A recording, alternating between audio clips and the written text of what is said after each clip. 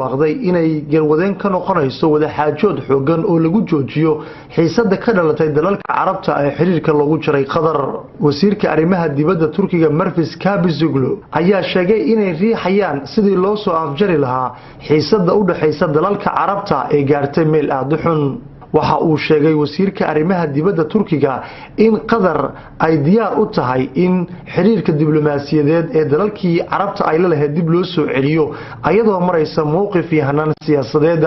wadahadallada ayaa waxay ka dhacayaan dalka Kuwait waxa uu sheegay wasiirka arrimaha dibadda inuu gacan ka geysan doono Sheikh Sabah Khalid al-Sabah Kuwait. xasarada ka dhalatay in xiriirka ay u jiraan Imaaraadka Carabta Sacuudiga iyo Masar Doha ayaa waxay saameyn ku yeelatay dalal fara badan oo Islaam ah kuwaas oo ay qayb ka yihiin dalalka Yemen, Iraq, Soomaaliya, Liibiya, Bahrain, Kuwait, Iran iyo kuwa kale. haddii Turkiga ay ku guuleysato ayadoo Kuwait ka shaqeysa inay mar kale dib u soo celiso xiriirkii Doha iyo dalalka kale ee Carabta ah waxay noqon doontaa guul lama filaan